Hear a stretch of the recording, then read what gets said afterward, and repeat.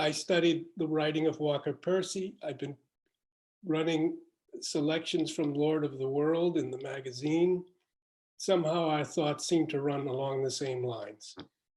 And you mentioned Pope Francis, and you are a member of what is called the Papal Posse.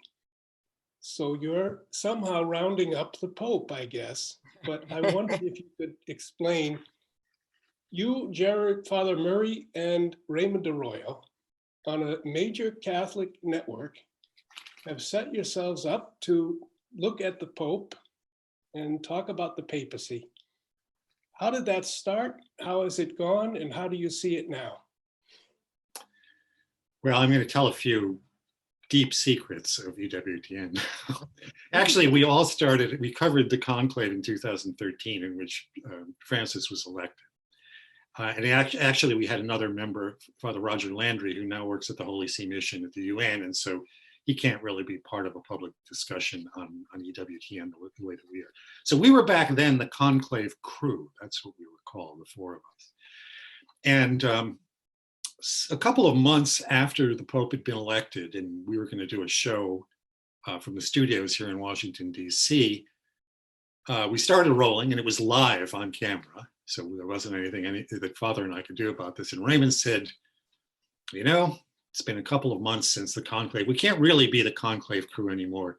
Henceforth, we shall be the Papal Posse. Father Murray and I looked at each other and said, and what could we do? It was on live TV.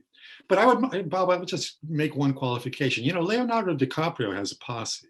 They're his crew. You know, so when we're feeling good about what the Pope is doing, I think we're supporting him, and we're supporting him in a way when we bring forward some ideas that we think need to be considered that maybe aren't being considered in Rome.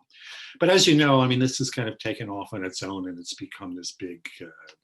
I think it's the biggest segment on EWTN right now. So it's had a lot of influence. I come out of churches in Italy and England and whatnot, and people say, "You look like that guy I see in the Papal Posse." You know, we're very careful. I think our criticisms, people just assume that we're anti Pope Francis. I don't think that that's true. I think we've said some, positive things about him. I said, no, certainly I have.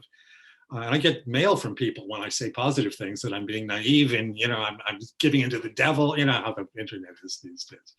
But there is a conversation. Francis is an unusual pope, and we're not the only ones who are feeling that, maybe it's because we have this instantaneous mode of communication now, the internet, that the popes in Rome, they whisper something in a corridor, and the next thing you know, it's in every nook and cranny of the entire globe.